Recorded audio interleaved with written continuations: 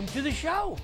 If you've been here before, and I bet you have, you know that we have some very interesting guests. Well, today, we really have an interesting guest. This man is a man of many hats. He does so much around this county, I can't even keep up with him. My name is Vin Dacquino. Our guest, the great Larry Maxwell. Hey. Hey, what a pleasure. Larry, I've been following you for years, watching all the wonderful things you do, and I'm not going to let the cat out of the bag. I'm going to let you tell us who you are and what you do. Okay, well, right now I'm the pastor at Patterson Baptist Church and the town historian for the town of Patterson. Now, the question may come, how did a kid from New York City end up in Putnam County with an interest in history? And it goes back a ways. You know, I was born in New York City. My mother was from Norway. Norway. Well, she's Norwegian. There's a hat. Okay, and yeah, I've got a lot of different hats here. Yeah. And I was very interested in genealogy because my grandfather was a Norwegian sea captain. Wow. So my interest in history started young. And then, of course, my father's family had come over here from Scotland, too. Scotland. And the name, the Maxwells, are from the great border castle of Caverloch over in Scotland there. But so my interest in history was overseas. Wow. But I did not realize until years later that I actually have a Putnam County connection. In fact, the very first time I was on television, I have a television program, as you know, with Comcast. Right. Been on for 20 years. Yeah, you're like 2,000 shows. Yeah, right? we've been here for a long time. But the first time I was on TV, I was 3 years old. Wow. My father worked with NBC. He was one of the pioneers. Wow. But it happened to be the Billy Graham Crusade in New York City, 1957. I see roots happening here. Okay, and the first time I was on, there was a singer by the name of George Beverly Shea. I was 3 years old, and he held me up, and we sang a song together. Oh my goodness. And I don't know if you recognize it, but the chorus was, "This is my story, this is my song, praising my Savior all the day long." Do you know who wrote that? No. Fanny Crosby. Fanny Crosby. From Putnam County. There you go. There's the Putnam Yes. connection. So the first thing was she was that blind, wasn't she? Yeah, when she was young, she had a problem with her eyes. She wasn't well, and a doctor put some drops in her eyes and blinded her by mistake. Oh my God. And she became an incredible hymn writer, wrote a lot of songs. Yes. I remember I was at the Bowery Rescue Mission in New York City one day, and she had written a song called "Rescue the Perishing, Care for the Dying." She wrote it on the piano there. So one day I was there, and I sat down at the piano and played that song and sang it for the men at the Bowery Rescue Mission, telling them, this is where Fanny Crosby wrote this song on this piano for you. Wow. So there was a personal, connection there. Yeah. And making personal connections has been interesting. I know how you studied Sybil Luddington. Oh boy, yeah. And I became interested when I came up here in Sybil, and having started studying my genealogy, I found out that really I did have roots that went much further back. Sybil Luddington's one of my cousins, for example. out. No, she's related. Oh, that's it. Yep. And then my family were actually original settlers of New York City, original settlers of Fairfield County, and then even had connections up here. I'm related to so many families that it gave a lot of interest in a lot of different backgrounds.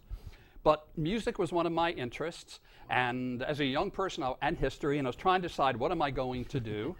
And I made a decision my parents did not like. Uh-oh. When I was in high school, I was in a special aerospace program put on by Grumman. And I had a full scholarship to Duke. And instead, I believe God wanted me to go into the ministry. There you go. Because what I believe my passion is helping other people. Reaching out, helping, encouraging other people. And so I went into ministry. I met my wife in Bible school. She was from Pennsylvania. Later find out that we had a connection to, we're eighth cousins. That explains why our kids are weird. No, her maiden name was Fitch, and her great-grandfather was the governor of Connecticut, and he had a historical connection during the French and Indian War, when the troops went up to Albany. Right. Her great-grandfather, Thomas Fitch, and my great-grandfather, John Fancher, who was an officer, they were both in the Connecticut Army, they said, how are we going to tell who the people are from, at that point, Connecticut, There were no uniforms. And so Mrs. Fitch said, why don't, we're all we all have chickens. Why don't you put a feather in your hat? So they headed up to Albany, and the way you could tell the Connecticut militia and troops were they had a feather in their hat. Well, a British journalist was there, and he saw that. And remember, if you're from Connecticut back then, you were a Yankee, not a Red Sox. You were a Yankee. And so he made fun of them. He said, Yankee Doodle came to town riding on a pony, stuck a feather in his hat, and called it macaroni. That meant posh. Yeah, you know, yeah. And so he became known as a governor, Yankee Doodle. Wow. And so her great-grandfather and my great-grandfather, John Fancher, were together And up there in Albany. And Colonel Ludington, too. Yep, Ludington, too, because, again, he was from Connecticut, too. Yep, and then came over here to New York. So Yeah. there's definitely a connection there. Over in Putnam Lake, you have DeForest Corners. Yes. That's named after, my great-grandfather was David DeForest, and that's named after his son, who lived in that area. I share ancestry throughout Westchester, all around the area. So a lot of hats came on. So we all touch each other's lives somewhere along the way, huh? Yeah, you and I might even be related. Yeah. I mean, it's interesting. I like to use long-lost cousin. Yeah, genealogy. Cousin Vinny. Genealogy is a springboard into history, and it makes history alive. And you say, how does that tie into ministry? When I finished Bible school, I went to a place which is now known as Liberty University, and my mentor and professor was a man you may have heard of, Jerry Falwell. Oh, my, And yes. if you look at my ordination certificate, it's signed by Jerry Falwell. Wow. That's how I went up to ministry. I started a church, and then I realized there's so many churches that needed help. And so I started a ministry that was called Challenge International. And the theme was challenging others to greater service. Mm-hmm. And so I traveled around the country, traveled around the world, been in India, set up programs in India, in the Philippines, in Korea, been throughout Europe. And then there was this little church here in Paterson, New York, that needed some help. And I'd come and spoke to them before, and I said, look, I'll come and help you for 6 months. Yeah. That was 21 years ago. Yep. So I came from there and ended up at Paterson Baptist Church. Yep. And we began immediately to look at history. There was a man named Tom Caseby who was the town historian at the time. And he pointed out to me how interesting the history was here. Yeah. He knew I was a musician, so he knew the Fanny Crosby connection. And a little piece of my heart is in Paterson, because that's where Sybil is buried. Yes, and she was actually married at Paterson Baptist Church. Yes. Yeah. So our church is the place she was married. Our church was started in 1751 Wow. when King George II was king of England. So well before the Revolution. The Settlers' Revolt took place, which was the prelude to the Revolution, took place right near our church. So there's so much history there. There's so much. Yeah, and that one little place, that's interesting. Mm-hmm. In fact, if you look in our cemetery, it's interesting. If you go across, one day there was a man in the cemetery, and he was taking pictures of one of our monuments. And I said, what are you doing here? He says, well, I'm a historian, and I'm working on a biography of this particular sculptor. He made monuments. He only made 2 monuments in his life. He made this one, he showed in our cemetery, and the other one, it's called the Jefferson Memorial. Get out. And he said, you know the connection. And right after the Revolution, the Congress was going to make the Anglican Church, or the Episcopal Church, the official state church of the United States. Wow. Just like other countries had an official religion, they were going to establish a religion. And so our church, along with 4 others, made up a group called the Danbury Baptist Association. So we wrote to Thomas Jefferson and asked him to protect the interest of minority religions.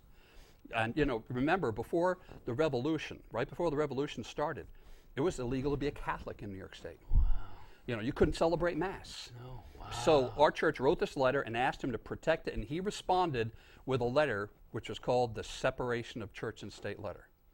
So as a result of that, the monuments built in our cemetery and some of the stones, there's a quarry behind our church, went to Washington, D.C. to build the Jefferson Memorial. Wow. So there was like a historical connection that came in there. Also part of being in ministry is just helping other people. So years ago, we decided to start Habitat for Humanity in Putnam County here. Wonderful organization. Mm-hmm. Good people were volunteering in ways to help people who around don't the have community. a place to live. A sense of community is important. But the history aspect really took off. And people would say, how does the minister get involved with history? Well, years ago, you got to remember there was no internet. Yeah. And the only way that you can find information is you had to physically go and do it. Yeah. So in many cases, many of the old historians were ministers. Yeah. Church And records. So they would go places, yes, church records and stuff. And then one day the town asked if I would serve as the town historian. And so, I got involved with being a town historian, trying to preserve history by making it alive. I'm ADHD. I get bored easily. You are too, aren't you? Yeah. We're cut of the same cloth, my friend. Yeah, when we were kids, it wasn't ADHD. The 4 letters were BRAT. Yeah, right? that's right. But because we had so much interest and so much energy. Yeah. And This kid won't sit still. He won't focus. What they didn't realize is we were focusing, but we were focusing in 5 directions at the same time. That's all. And the thing that caught my interest, interestingly enough, was in junior high school, they used to have a statewide organization called the Yorkers. It was historical club in every high school focusing on history. We went out and we worked on Old Bethpage Village. We did things with our hands, and we got involved in keeping history alive. Now, for years, I was always interested in reenactments, and I thought, I'd like to be a Civil War reenactor or get a uniform like that. And one day I was traveling to speak at a conference in Niagara Falls, and I drove through Elmira, New York. And there they were having a reenactment. I decided, I'm going to stop in and see what this is like. And it was about Revolutionary War, because that's where it took place. And I met one fellow, and I said, I have an ancestor who was in the 4th New York Regiment. And the 4th New York Regiment was raised in 1775. And in 1775, New York was asked to raise 4 regiments. The first regiment came from New York City. They wore blue coats with red facing. The second regiment was raised in Albany. They wore blue coats with scarlet facing. The third regiment was on the other side of the Hudson River. They wore gray coats with green facings. Wow. And the 4th New York Regiment was on this side of the Hudson River. So it had Dutchess, which included Putnam back then, Westchester, Kings, Queens, and Staten Island. Wow. And they wore the gray coat with the blue facing. And I think when you first met me, that's one of the ways you saw me. That's right, that is. Because I got interested in the reenacting and pastoring a small church, not having a lot of money, I learned how to make the coats myself, Wow. how to make the clothing myself, and to do it historically accurate. Yeah, that's so important. We need to learn about history, but we need to learn about history correctly. There's so many, unfortunately, because we didn't have computers then. I mean, Sybil's story, oh my God, when I first started researching her, she had 6 children. She didn't have 6 children. She was married to Henry. She wasn't married to Henry. Her husband was a lawyer in Catskill. Wasn't a lawyer in Catskill. And so many of these things were not, and it was so easy to make an error. Yes. And her history was caused by a pretty simple error. Her husband's name was exchanged for her son's name. And that threw off historians for years. Oh, yeah. So it really takes a lot to put it together correctly. Yeah, there was originally, the New York State Assembly had ordered uniforms for the first regiments. And back in 1976, when they had the bicentennial celebration, people looked at the old record and they said they ordered this, this, this, and that. Therefore, let's get that uniform. And they tried to make uniforms. They didn't have anything to go by. Some of them were carrying M1 carbines when they did the Battle of the Battle of White Plains in 1776, because they didn't have muskets. They used whatever they could. But later, and for years, people thought the 4th New York Regiment wore brown coats because that's what they ordered. Well, in my research and looking at original records, which are available, takes an on-site examination, we found out that Peter Cortanius, who was the state comptroller at the time, or colony controller, he said, yeah, that's what was ordered, but we couldn't get the brown. So we gave them the gray coats with the blue, and we found the accurate way that they're dressed. Yeah, there's also a fallacy. People believed that the Americans were a ragtag outfit, meaning that they just put pieces together and they didn't have any real uniforms. But that's not true. They actually did, certain regiments. Well, you had 2 elements to the Continental Army, to the people who fought with Washington. Right. You had the Continental Army. That's the Right. that's the ancestors of the United States Army, United States Navy, and the United States Marines. Mm-hmm. The group in 1775. For example, the 4th New York Regiment, their uniform is one of the uniforms of the 1st U.S. Army. The only thing was they were given a coat and a cartridge box. You brought your own pants, your own shirt, your own waistcoat, and your own hat. Oh, my. And contrary to popular opinion, they didn't wear, people refer to the tricorn. A tricorn is shaped like a triangle. Okay, Right. this is not a tricorn. This would be more like someone wore. This is actually very much, this was the hat like General Washington wore. And instead of wearing it in the front, because the musket would go to the left, they wore it over to the side like this. Really? And so if you were in the Continental Army, at first all you're given is a jacket. Now later on, they were able to give them more. The militia came with whatever they had. And the mistake about Ragtag Army, it was a criticism because they didn't match, but they militia. drilled. So Henry Luddington and his men drilled. That's why They when were actually militia, right? Yes, they were militia. They were, but they had drilled on a regular basis. And when the British burned Danbury, and the messenger comes and Sybil goes to ride, Henry has to stay there. So when the militia comes, they can fall in. Right. They can get ready. That's why she rides. Plus, he had no sons. Right. Now, some people say, well, you know, They she were didn't appear in a lot of babies. records back then. It wasn't, you know, oh, how come if she did such a great thing, it isn't mentioned more often? It was just considered something you do. Yep. She just did what she was supposed to do. And it was a risk. I mean, he had a lot of enemies. There was a price on his head.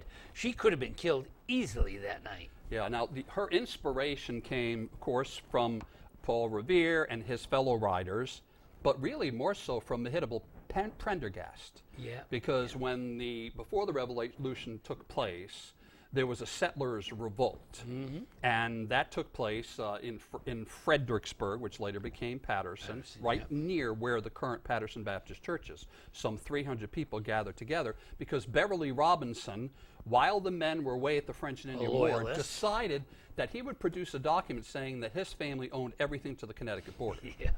And it was a falsified document. When they come back from the war, they find out their families are gone, people are put off their homes, and so they gather together and say, this is wrong. Yep. Abraham and Daniel Including- Nimham yeah, instead including take Nimham, it yeah. to instead of taking up the hatchet, they take it to court. And they try to get the land back. My great-grandfather was one of the attorneys, Samuel Monroe, and he was arrested for defending Daniel Nimham, and so he fled to Connecticut. They would arrest his attorneys. But the people gathered together to oppose what was going on. And then took it to England. He He even actually went as far as England. Yeah. That's how unclear Robinson's claim was. But then the Revolutionary War breaks out, Yeah. and things continue on from there. Right. But the Revolution just has such a connection here.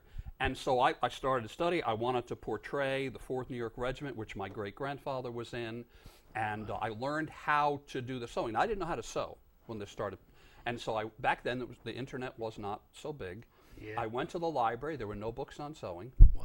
So I went to A&P in Patterson, and I saw these ladies in line, and I just said, can anybody show me how to do a whip stitch and a running back stitch? And so a few ladies came over and showed me on the paper grocery bags how to do the stitches, and I started making the clothes. Wow.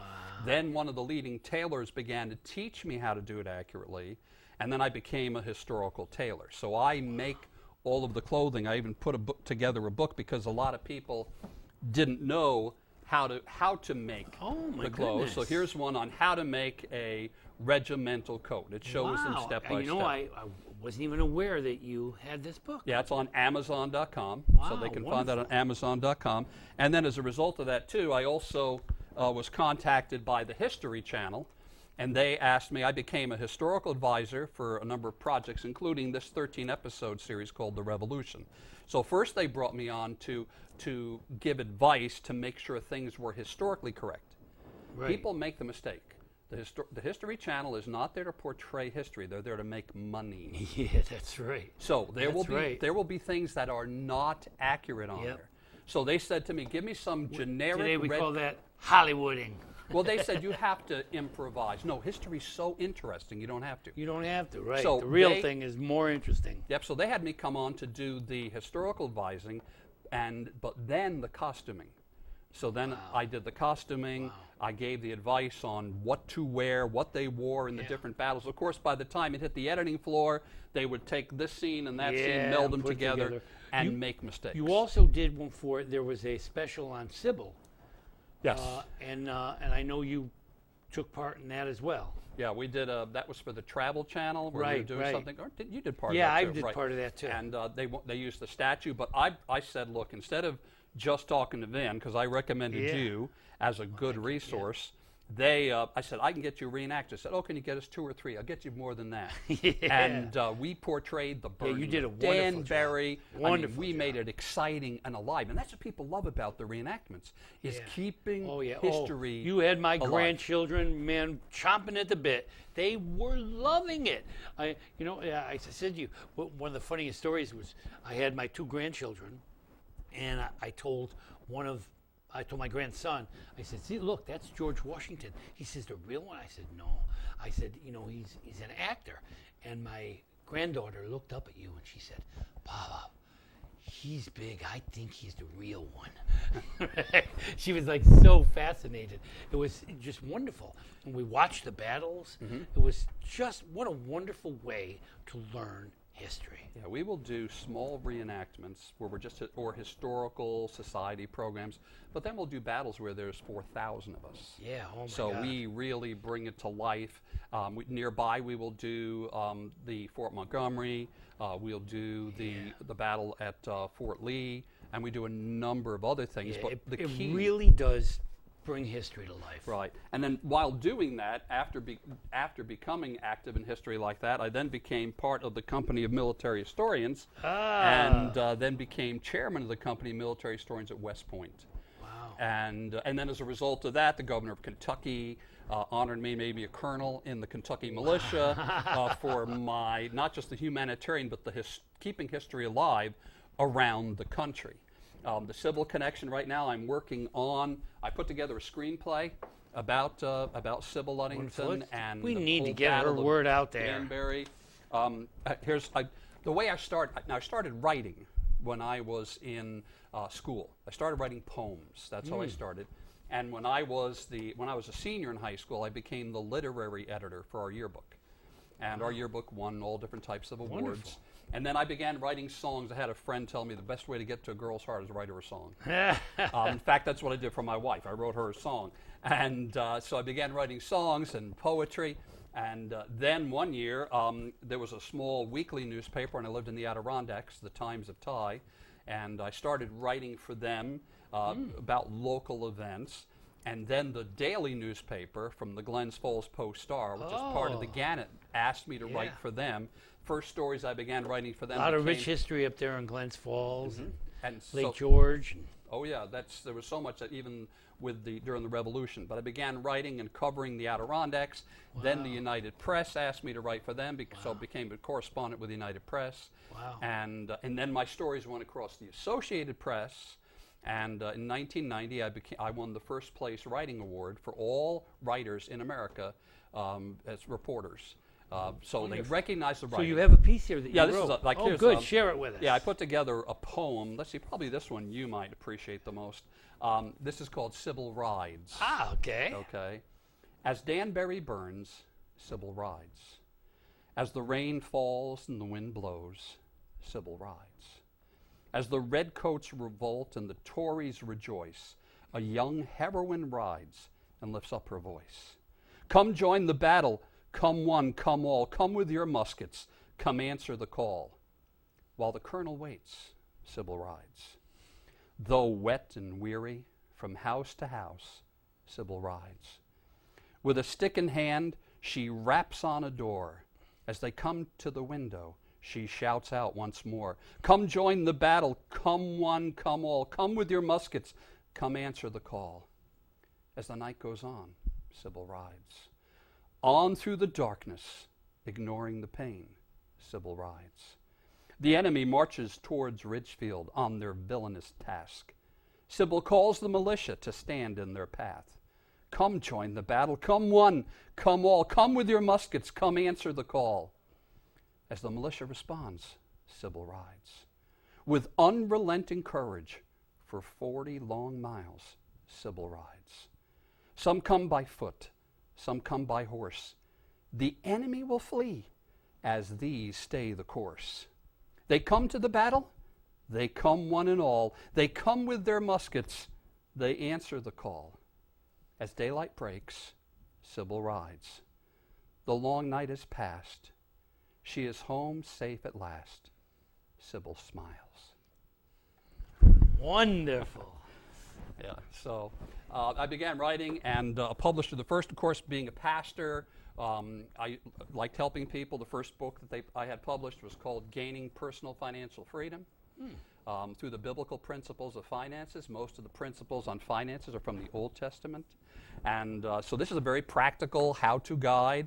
And then back 20 years ago, I had written a book called 112 Proven Ways to Reduce Expenses. And 2 years ago, I said, well, why don't I update that, and came up with this more than 500 proven ways to reduce expenses. My family has applied all of these. And then this year, I came up with a follow-up book to that, more than 200 extreme ways to reduce expenses, because it helps people practically. But history-wise, this one I wrote called Now and Then, Putnam County. And this book takes pictures of Putnam County from at least 50 years ago to what happens now, and then provides an explanation. And there's a lot of things in there that people didn't know, and been able to identify unidentified old pictures, and it's exciting. It is exciting. It makes history alive. Yeah, it does. And you know, all of this that you do is something we have to be very thankful for, because you have made history alive for us. And it's so important to have Larry Maxwells in this world who will not let great people or great events go away. They keep us apprised of what we need to know for a better future. I cannot thank you enough. You have been a wonderful guest, and you have been a wonderful member of our community. You're right. A community is only as good as the people in it. And good community leaders are worth their weight in gold. So thank you so much for being part of us. Thank you for joining us today. It has been a pleasure to have you, and it certainly has been a pleasure to have Larry Maxwell, the man of many hats. Thank you for joining us.